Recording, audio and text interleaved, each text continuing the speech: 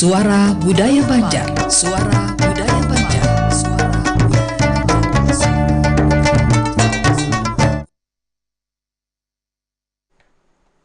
Assalamualaikum warahmatullahi wabarakatuh. Selamat baisu kandang sanak berataan. Kita bertemuan pulang di hari ini di edisi Jumat 9 Mei 2025 di Pandiran Baisukan. Nah, kayak apa kabar pian berataan? Semoga selalu sehat, tidak kurang satu apapun, juga selalu dalam lindungan Allah Subhanahu wa taala. Ya, pagi hari ini ulun bersama narasumber Bapak Abdullah Adim ya. Ya, Pak Abdullah Adim. Abdul Adim, SEMAG, dosen Fakultas Usuluddin dan Humaniora. Dan pada kesempatan pagi hari ini, ya, kita akan bicara tentang tradisi orang Banjar naik haji. Nah, kalau kita bicara haji, masalah haji ini mungkin tidak hanya satu perjalanan ibadah ya, tapi juga perjalanan budaya, sejarah. Nah, karena bagi masyarakat Banjar naik haji ini adalah peristiwa yang besar, yang memang syarat sekali dengan makna ya. Dan pada kesempatan hari ini ternyata narasumber kita tidak hanya Pak Adim, tapi juga ada Rizmi Alawati, mahasiswa psikologi Islam yang sudah ada di studio saat ini. Assalamualaikum. Ya, assalamualaikum. Ya, apa kabarnya nih? Alhamdulillah baik. Kabar baik ya. Mungkin agak lebih dekat ke teleponnya, ke apa mic-nya? Iya. Kabar baik ya? Iya, alhamdulillah. Iya, alhamdulillah. Baiklah, pada kesempatan pagi hari ini nanti kami akan undang Anda juga dan sanak perempat yang barangkali ingin bergabung, boleh silahkan nanti ya di 0511352602 atau juga di 089534050959 ya. Barangkali ada hal-hal juga yang ingin ditanyakan atau mungkin juga ingin berbagi dengan kita di sini bagaimana ada tradisi kita di Banjar ketika melakukan ibadah haji atau naik haji apa ya. Nah, mungkin bisa disampaikan untuk pengantar dulu. Ya. Bismillahirrahmanirrahim. Assalamualaikum warahmatullahi taala wabarakatuh. Waalaikumsalam warahmatullahi wabarakatuh. Alhamdulillah, salatu wassalamu ala Rasulillah Muhammad ibni Abdillah wa ala alihi wa sahbihi wa man walah, amma ba'du. Permisa dan para pendengar RRI Perempat Banjarmasin, Suara Budaya Nusantara yang dirahmati oleh Allah Subhanahu wa taala. Di pagi Jumat yang sejuk ini kita bersua dalam situasi sehat walafiat. Mudah-mudahan kita selalu teriring mendapatkan keberkahan dari Allah Subhanahu wa taala, dan juga kita akan mengupas terkait dengan masalah tradisi orang Banjar naik haji. Mungkin kalau di film-film itu kan ada istilah tukang bubur naik haji, ya kan? Kalau ini orang Banjar naik haji. Nah, ada apa gerangan dengan tradisi orang Banjar naik haji? Kok dikatakan tradisi? Padahal di dalam syariat agama itu disebutkan haji itu wajib bagi yang mampu. Ini perlu kita ketahui sebelumnya bahwasanya secara mendasar ya kan, sumber hukum dari haji itu sendiri adalah wajib. Namun ada istilah di dalam agama itu sebutannya uruf, yakni sebuah kebiasaan yang senantiasa terus berlangsung, terutama dari kalangan masyarakat Banjar, sehingga menjadi sebuah hukum. Di dalam qawaidul fikih itu disebutkan al-adatul muhakkamah. Artinya apabila sebuah tradisi yang terus-menerus dilakukan oleh beberapa orang atau kalangan atau komunitas, maka itu bisa dijadikan sebuah hukum. Nah, sedangkan di dalam Islam itu tingkatan hukum ada beberapa jenjang. Pertama yang paling tinggi itu adalah wajib, yang kedua sunnah, yang ketiga itu mubah, keempat makruh, yang kelima haram. Jikalau kita melihat dari sebuah tradisi orang Banjar naik haji ini, maka ada beragam tingkatan di dalam kategori hukumnya. Ada masuk kategori wajib. Bagi siapa yang wajib itu? Bagi orang-orang yang sudah mampu dan layak, merdeka untuk bisa berangkat, maka hukumnya wajib. Jikalau tidak melaksanakan ibadah haji, maka dia masuk kategori orang yang melanggar daripada hukum agama, maka berdosa. Sedangkan kategori hukum yang sunnah bagi orang-orang yang haji, ini kategorinya bagi orang-orang yang sudah pernah haji, sudah menggugurkan kewajibannya, namun dia ingin mengulang kembali untuk melakukan ibadah haji. Ini kategorinya bukan wajib lagi, tapi sunnah saja. Namun ini juga baik tradisi ini jikalau hajinya benar-benar diniatkan karena Allah Subhanahu wa taala, baru dia mendapatkan pahala sunnah. Nah, kategori yang mubah mungkin bisa jatuh menjadi makruh atau bisa jadi menjadi haram bagi orang yang melaksanakan ibadah haji. Ini harus kita pelajari terlebih dahulu sebelum kita membahas tentang tradisinya, agar kita tidak salah persepsi. Oh, orang Banjar ini suka sekali haji-haji. Jangan-jangan hajinya kategori yang mana? Nah, ini sebenarnya bukan orang Banjar saja, namun yang lebih dikenal oleh masyarakat Indonesia itu orang Banjar itu yang mendaftarnya itu sangat luar biasa, ribuan. Ya, antusias untuk naik hajinya itu luar biasa. Setelah kita nih ke-7 banan. Ke-7 berangkat haji itu karena apa? Karena ada kepentingan atau sesuai dengan masing-masing niat. Ya kan? Contoh saya sebutkan tadi masalah makruhnya. Misalnya saja dia tidak diperlukan lagi untuk naik haji. Dia diperlukan untuk membantu keluarganya, ya kan? Berikan kemaslahatan hidup untuk keluarganya. Namun dia memaksakan diri, ya kan, untuk berangkat haji. Ini bisa hukumnya jatuh bisa makruh, ya kan? Dia tidak memperhatikan kemaslahatan untuk rumah tangganya, akan tetapi dia memaksakan diri untuk melaksanakan ibadah haji. Sedangkan dia sudah pernah haji, bahkan sudah pernah 2 kali. Ya, ini ya hati-hati kita. Dan tingkatan yang kelima yaitu haram. Ini sering sekali ya orang-orang tidak memikirkan. Yang penting naik haji, tidak memikirkan apakah kategori hajinya itu hukumnya hal wajib atau haram, ya kan? Haram ini bahaya ya. Contohnya saja, dia mengambil porsi orang lain, ya nyerobot ya. Iya, dengan cara apapun. Misalnya ada giliran si fulan, ya kan, berangkat, akhirnya dialahkan karena sebab politis ya di dalam sebuah regulasi. Sebenarnya pemerintah itu sudah memperketat ya, alhamdulillah. Saya melihat secara seksama untuk memperhatikan yang terdaftar terlebih dahulu dimajukan, ya kan, didahulukan, ya kan, tidak bisa saling. Kalau ada permainan begitu, ini mengkhawatirkan jamaah yang berangkat haji itu jatuh kategorinya haram karena dia ada unsur menzalimi orang lain. Karena di dalam berangkat haji ini ya tidak bisa dipastikan tahun depan bisa berangkat atau tidak. Jangan-jangan bisa sakit, ya kan? Jangan-jangan meninggal dunia. Nah, yang penting kalau kita pahami ya, kalau kita ada niatan naik haji, mampu, sudah setor, tidak sempat untuk melaksanakan ibadah haji, misalnya meninggal dunia, insya Allah sudah dicatat oleh Allah Subhanahu wa Ta'ala sebagai orang yang pernah melaksanakan ibadah wajib yang 5. Karena memang tadi sudah persiapan matang ya Satya, dan niatnya tuh tadi luar biasa. Itu pengantar pertama ya terkait dengan masalah hukumnya. Mungkin kita kembangkan selanjutnya. Iya, mungkin ke harus Milawati. Saya panggilnya apa ini? Wati, Mina.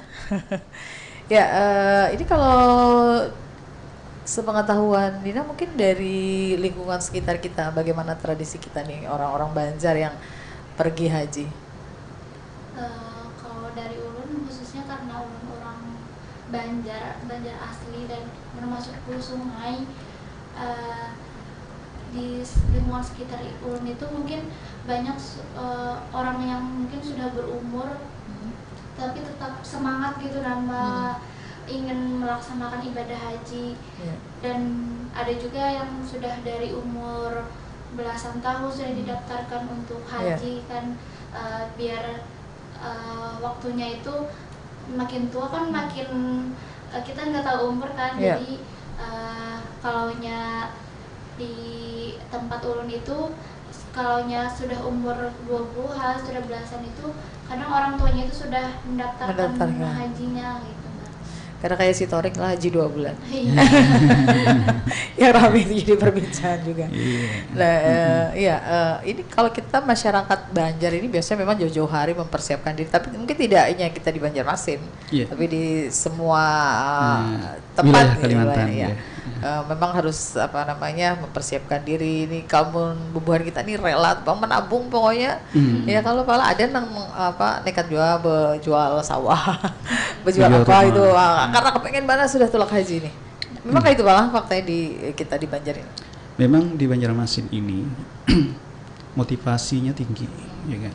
Mungkin dari Tatuha Bahari kalau ada berduit jangan kada ingat ibadah. Untuk melaksanakan rukun Islam yang 5. Nah, itu sudah terpatri sudah di kalangan orang Banjar.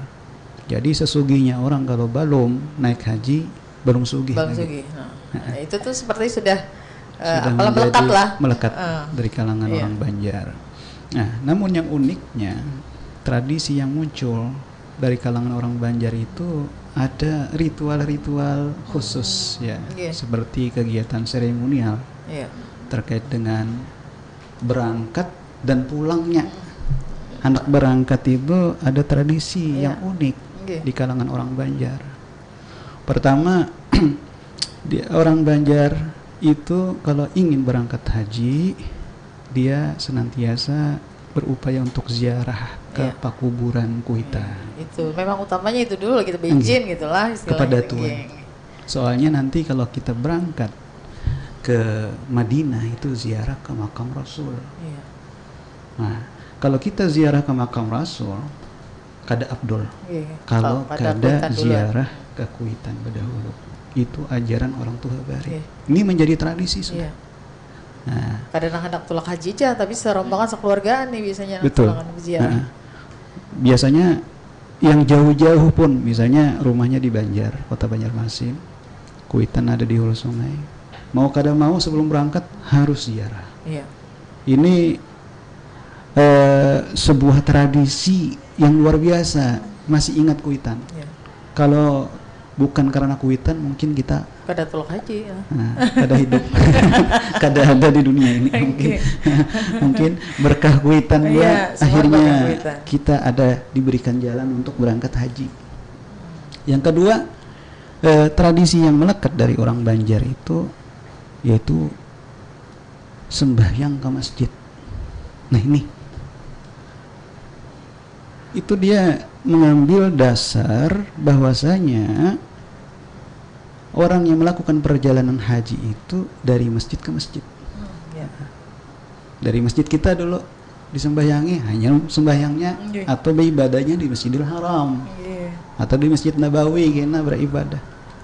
Ini merupakan sebuah tradisi dari leluhur kita orang-orang Bahari yang paham betul tentang hakikat ibadah haji. Hakikat manasik haji. Supaya apa? Supaya kena pelaksanaan ibadah hajinya itu benar-benar khusyuk. Jadi pembiasaan dulu nih lah. Pembiasaan dulu. Selain daripada edukasi atau pembelajaran dari petugas-petugas haji yang digembleng selama beberapa bulan di masjid-masjid tertentu oleh pemerintahan atau Kementerian Agama. Nah, biasanya sebelum berangkat haji itu ada kegiatan yang namanya manasik haji. Itu bagaimana cara-caranya. Nah, untuk melaksanakan ibadah haji yang sempurna. Nah, ini luar biasa. Dan juga sebelum orang Banjar berangkat haji, yang ketiga itu kada lupa, ya kan? Yang diperhatikan bahasa salamatan. Salamatan haji. Syukuran lah, doa selamat. Iyalah. Biasanya sembahyang hajat. Iya, betul. Selain itu mah undang-undang dangsana yang lawas kada bertamu atau jauh dari pulau diundang untuk berkumpul. Jadi orang berangkat haji itu kayak bapamitan, pamitan orang hendak meninggal dunia bahasanya. Kada yang pamitan hendak bertamu pulang kada. Tapi karena perjalanannya itu cukup panjang. Kalau orang bahari kan ada yang pakai kapal sampai hitungan 3 bulan hanya sampai. Wah ini kan paling 1 hari sampai. Tapi di dalam kegiatan menaksiyah haji itu kurang lebih kegiatan waktunya itu 40 harian gitu di sana. Cukup juga panjang. Nah, kayak apa caranya supaya mengkondisikan kalau warga itu efeknya lah, efek positifnya adanya selamatan itu tak kumpul keluargaan, tak kumpul kekawanan, tak kumpul jiran tetangga. Jadi yang ditinggalkan itu bisa dititipkan. Contoh anak, ini anak ulun lah, titip rumah supaya aman nang kayak supaya kada kepikiran lagi. Jadi benar-benar khusus di sana kan. Bujur-bujur khusus. Jadi kalau sudah berangkat haji itu jangan lagi kita memikirkan di kampung, di rumah. Lepas seberatan sudah, khusus dengan ibadah. Nah, HP pun kalau bisa, ya kan, seperlunya aja.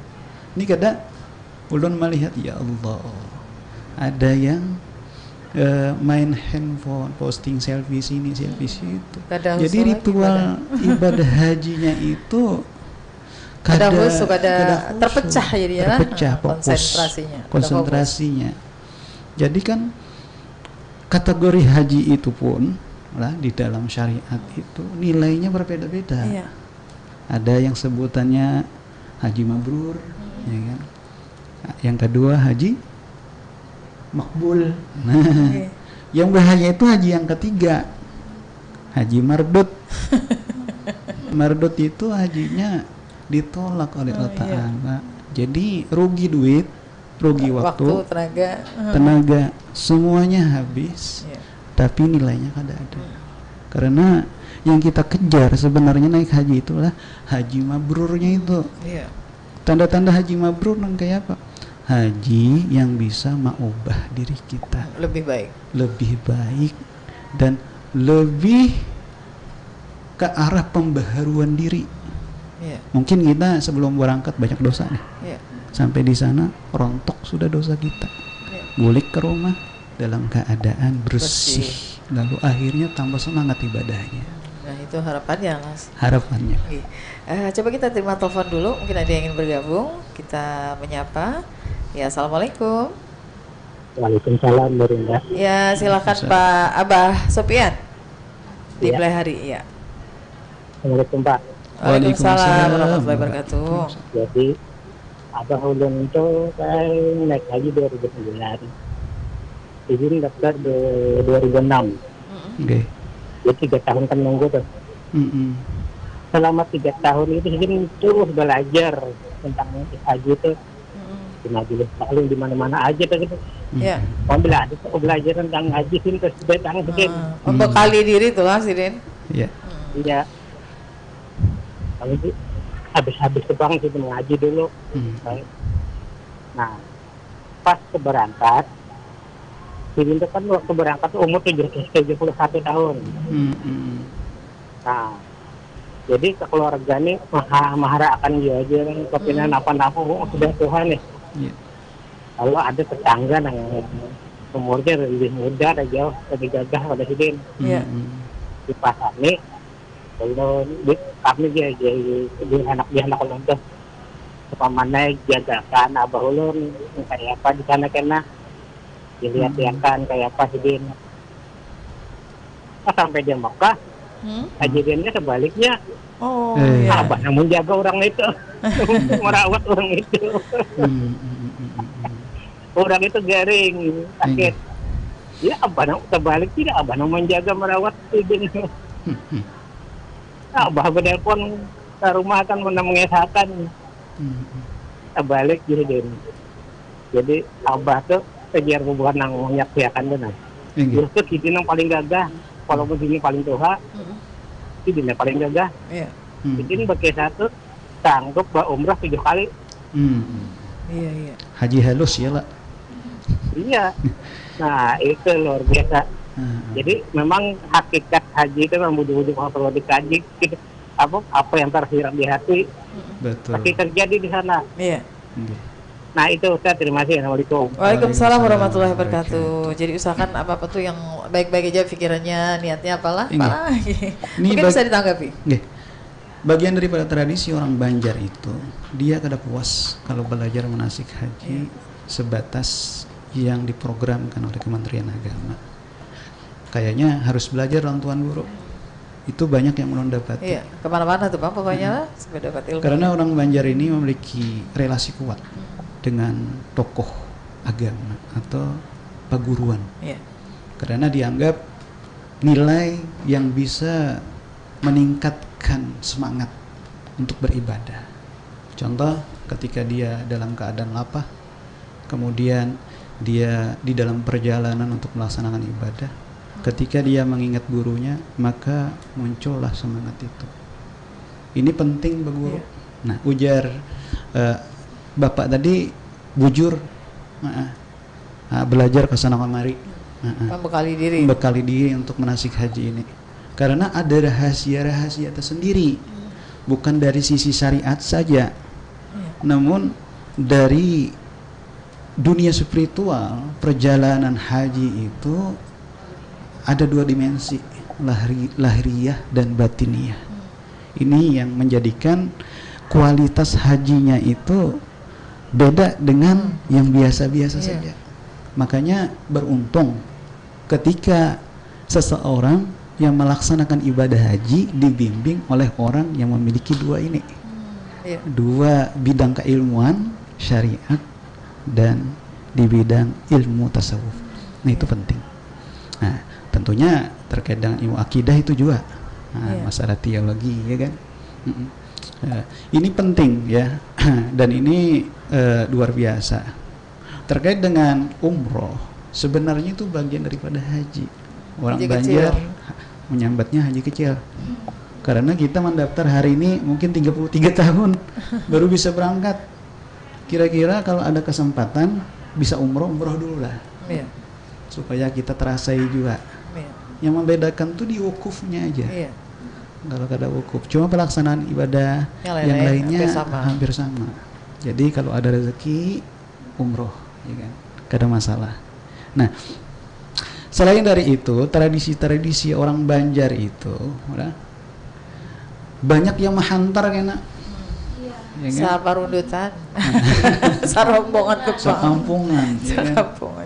Kenapa orang-orang antusias untuk mengantarkan ibadah haji? Ini asli orang Banjar berarti tak? Karena dia meyakini bahwasanya orang yang menghantarkan kepada orang yang hendak berangkat haji itu bisa mendapatkan keberkahan. Insya Allah tolak juga. Insya Allah tak umpat juga, ya. Tak tulis juga. Mudah-mudahan kita niatkan kita menghantar si keluarga kita, kawan kita, jiran tetangga kita. Mudah-mudahan kita diantar juga kan. Nah itu harapannya itu. Nah jadi keyakinan itu sangat positif buat kita. Jangan cuek-cuek aja. Ini ada juga si keluarga berangkat, jangan, enak, aku mendoakan aja sudah dari jauh ya. Nah, ada tidak ada kebersamaan tuh lah, apalagi dalam keluarga. Apalagi perjalanan itu kan waktunya lama, 40 tahun. Pas keluarga kita, apalagi paman, ya kan, acil, atau di sana kita, aku haur aja, aku mendoakan aja. Pas di sana meninggal dunia. Nah, ini. Ya, jadi melepas dengan doa kita mengiringi. Selain keberkahan, juga kita rasa ketulusan, rasa badangsanakan itu tinggi. Ini ajaran orang Bahari. Apalagi kalau kita mendoakan tadi tentang baik-baik, Allah tuh kita mendoakan baik, diijabah lawan Allah tuh kita akan mendapatkan hal yang sama lah di lawan orang yang kita doakan. Itu harapannya kayak itu loh malah. Itu harapannya. Mungkin kita jeda dulu. Setelah ini nanti kita akan kembali mengundang Dang Sarang Perompat yang barangkali ingin bergabung ya di acara kita. di Pandiran Baisukan.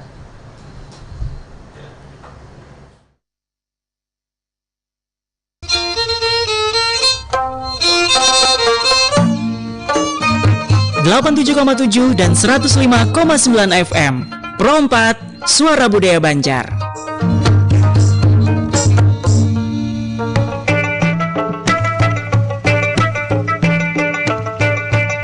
Masyarakat Banjar mengenal adanya satu kelompok yang sangat kuat kesatuannya. Hal ini dapat dirasakan atau ditemui hingga sekarang. Kesatuan ini bisa disebut dengan perkataan bubuhan. Konsep bubuhan dalam antropologi sama dengan keluarga luas, yaitu suatu keluarga yang terdiri atas lebih dari keluarga inti yang seluruhnya merupakan sistem kesatuan sosial yang sangat erat, yang biasanya tinggal satu rumah atau satu pekarangan. Tetapi sejak zaman penjajahan, bubuhan-bubuhan tidak lagi tinggal dalam satu rumah atau pekarangan, melainkan telah menyebar ke pemukiman yang saling berjauhan. Saat ini, konsep bubuhan berkembang lebih luas lagi, menjadi ikatan bubuhan daerah asal, misalnya bubuhan kandangan, bubuhan rantau, bubuhan Tanjung, bubuhan Barabai, dan lainnya, berdasarkan daerah tempat mereka lahir dan dibesarkan. Bahkan, bagi mereka yang tinggal atau bermukim di perantauan, tetap mengaku sebagai bubuhan orang Banjar yang terhimpun dalam satu organisasi kerukunan keluarga Banjar di daerah mereka bermukim.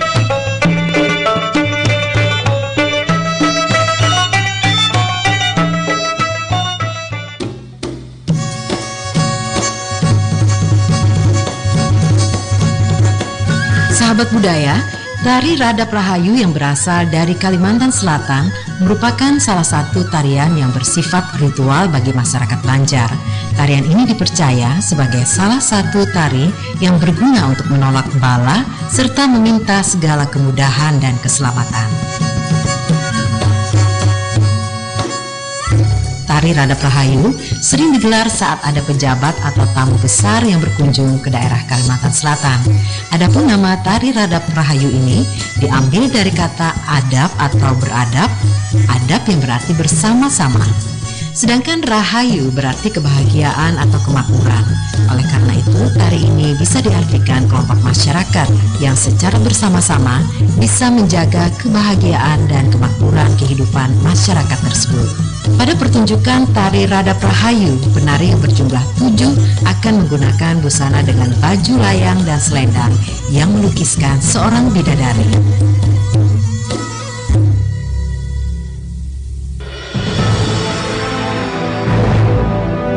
Demang Lehman adalah salah satu tokoh panglima perang rakyat Kalimantan melawan penjajahan Belanda, khususnya bagi wilayah Kesultanan Banjar yang dulu luasnya hampir ke seluruh pulau Kalimantan. Demang Lehman lahir di Barabai, Hulu Sungai Tengah, Kalimantan Selatan pada 1832. Ia terlahir dengan nama Idis. Demang Lehman sebagai ajudan Pangeran Hidayatullah II. Karena kesetiaan dan kecakapannya, Demang Lehman diangkat menjadi kepala distrik Riam Kanan dan dianugerahi 2 buah pusaka kesultanan, yakni Keris Singkir dan Tumbak Kalibelah. Di antara serangan yang Demang Lehman lakukan dan terlibat di dalamnya adalah pertempuran Benteng Munggutayo, serangan terhadap Belanda di Keraton Bumi Selamat Martapura, pertempuran Benteng Tabunio, dan ia terlibat aktif dalam pertempuran di Banua Lima, Tanah Laut, serta sepanjang Sungai Barito, pertempuran para pejuang di Kandangan, penyerangan ke Benteng Amawang, pertempuran daerah Barabai, dan pertempuran Gunung Madang. Kepala Demang Lehman dihargai 2.000 gulden oleh Belanda. Ini bukan jumlah yang kecil pada masa itu, sebagai tanda bahwa Belanda hampir berputus asa untuk menaklukkannya. Sehabis menunaikan salat subuh dan dalam keadaan tidak bersenjata, Demang Lehman ditangkap. Demang Lehman menjalani hukuman gantung sampai mati di Martapura sebagai pelaksanaan keputusan pengadilan militer Belanda tanggal 27 Februari 1864. Kepala Demang Lehman disimpan di Museum Leiden di negeri Belanda sehingga mayatnya dimakamkan tanpa kepala.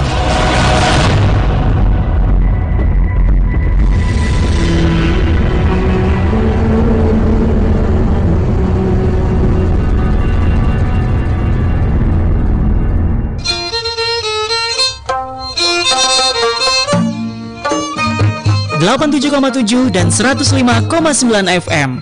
Pro 4, Suara Budaya Banjar.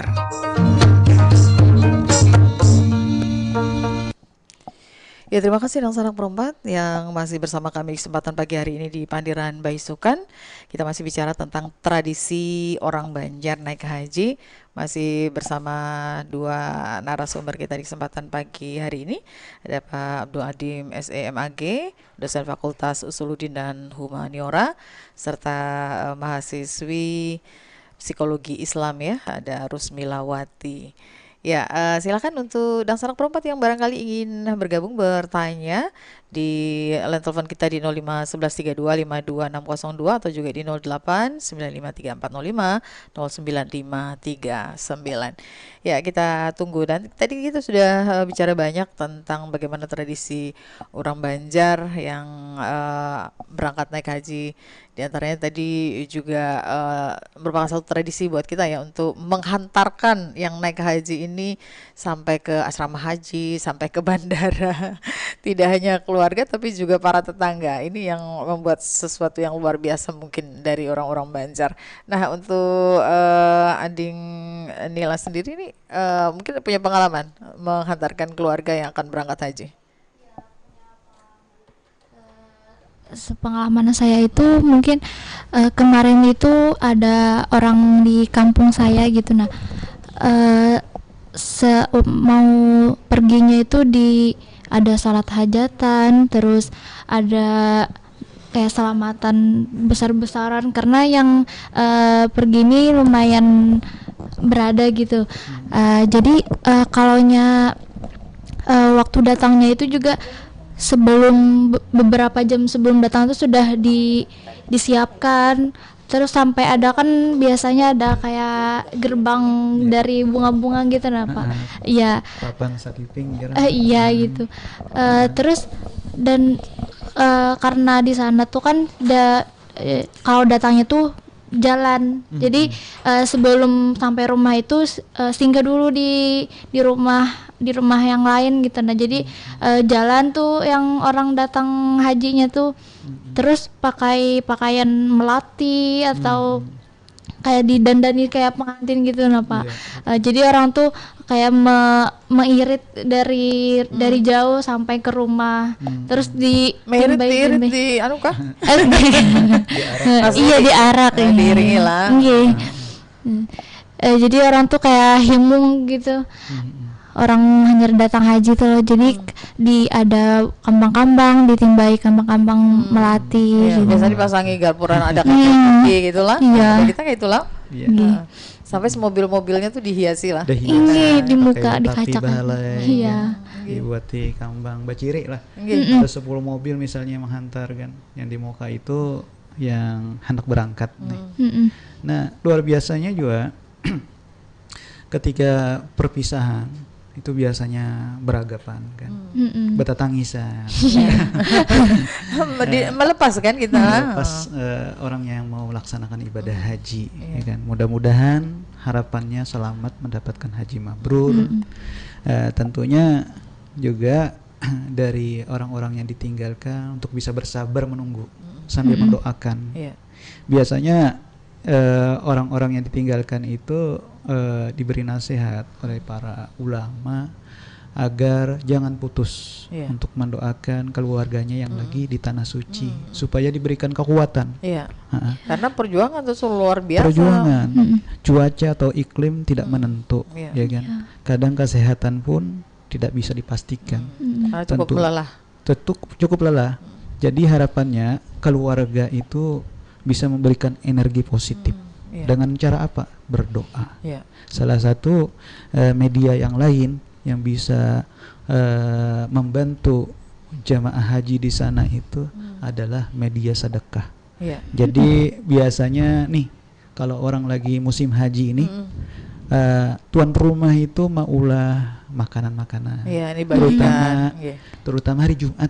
Biasanya orang bulikan Jumat tuh bisa minum es strop ya kan, supaya dingin di sana yang panas. Saya kadang haus ya.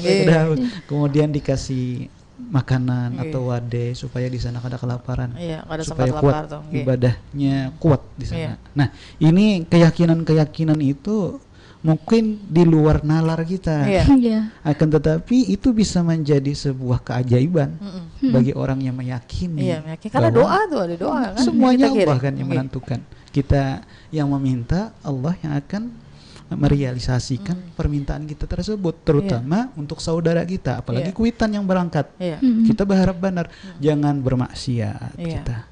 Karena Pak, kalau anak bermaksiat, kuitannya naik haji, terganggu konsentrasinya di sana.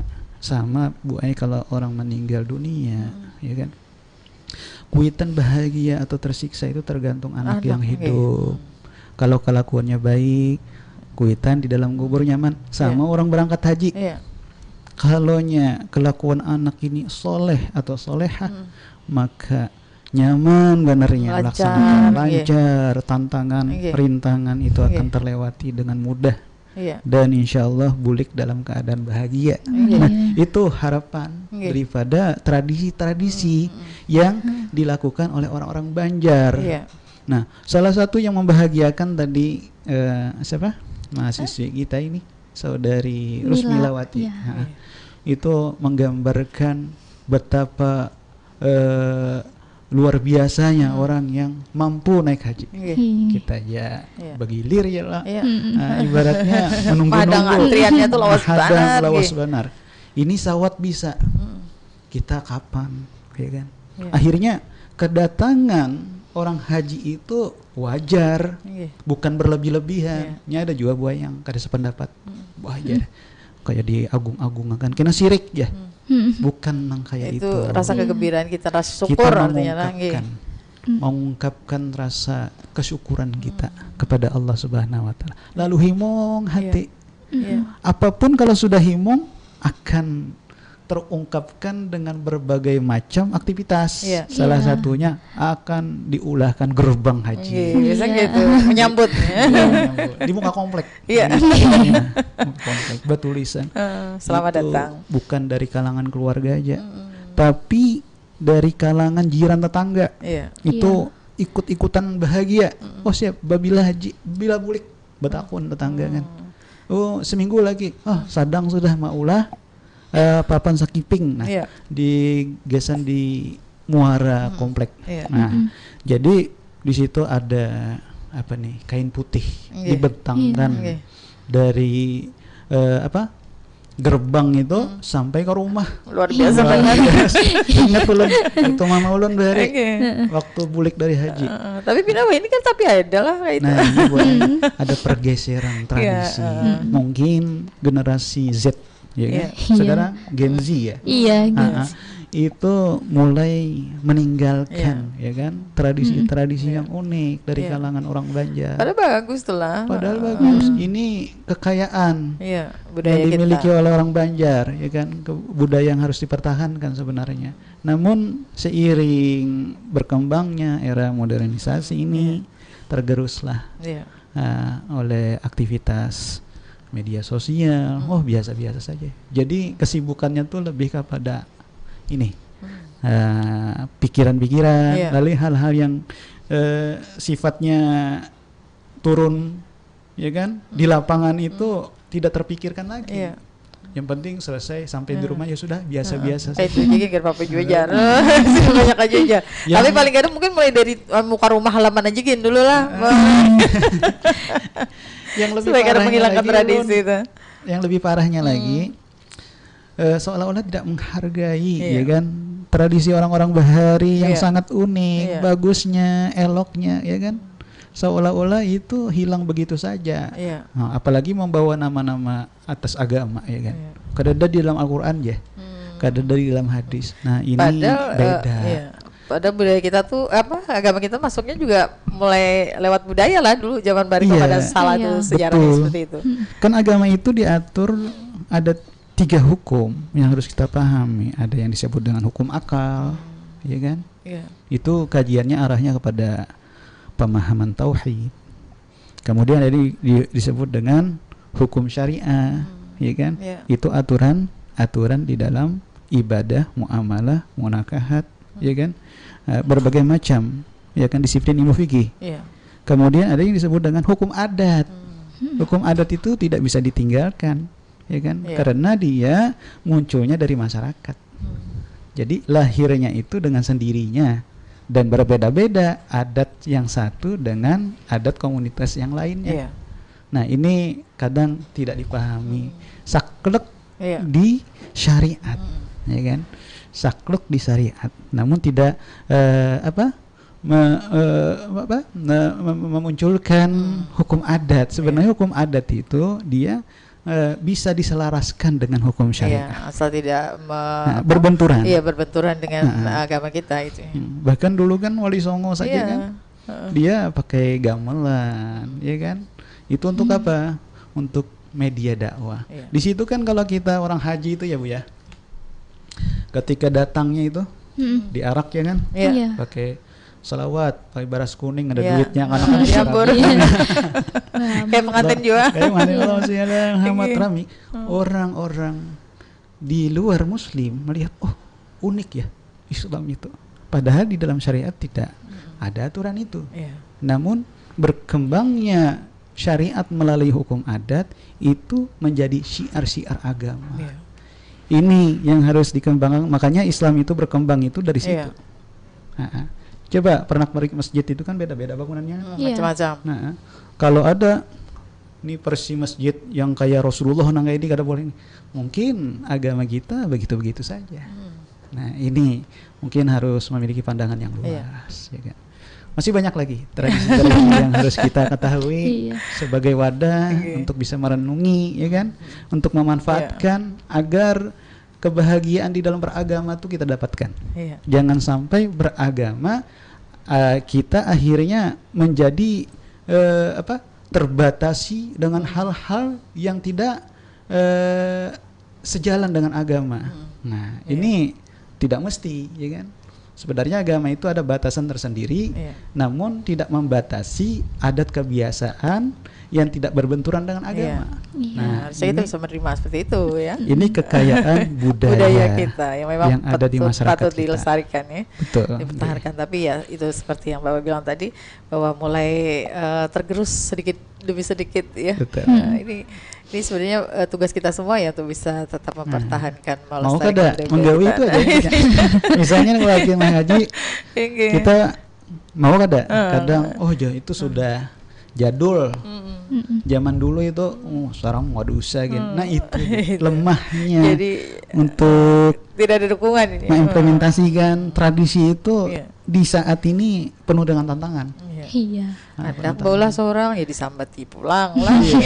Secara masalah jika mendukung aja ya mungkin bisa jalan aja tetap.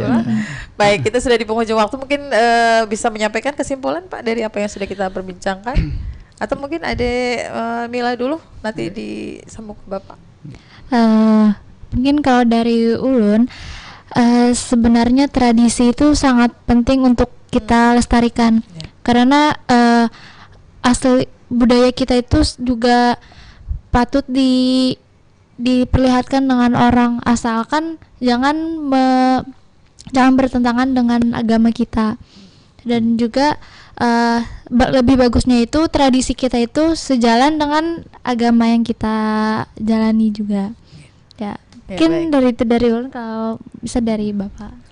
Ya, kita memaknai tradisi itu adalah sebuah fenomena yang ada di kalangan masyarakat Banjar itu sangat unik ya, dan sangat memberikan faidah bagi masyarakat setempat. Salah satunya perjalanan haji. Orang Banjar itu bukan dianggap sebagai perjalanan ibadah biasa, akan tetapi perjalanan spiritual seorang hamba, sehingga kedatangannya pun perlu disambut dengan pernik tradisi yang unik dan membahagiakan serta mengharukan. Dengan harapan apa? Dengan harapan kita yang hadir mendukung dan berbahagia dengan tradisi orang Banjar naik haji ini, semoga mendapatkan keberkahan, sehingga ketika dia datang ke kampung halaman kita sambut dengan berpeluk-pelukan, berharap kita bisa berangkat haji di tahun depan. Amin ya rabbal alamin. Baik, terima kasih banyak untuk narasumber kita pagi ini. Dan insya Allah kita masih bisa ketemu lagi ya. Kalau panjang umur, siapa tahu nanti di Mekah ya Bang ketemunya. Amin. Ya mudah-mudahan ya. Baik, terima kasih juga untuk Anda pendengar pemirsa yang sudah bersama kami di Panderan Bayi Suka untuk jumpa kita di hari ini Jumat. Hari Jumat 9 Mei 2025. Akhirnya saya Rinda undur pamit.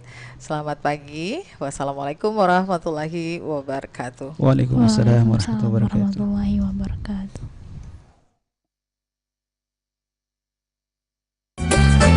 Demikian Panderan Bayi Sukan di Perumpat Suara Budaya Banjar.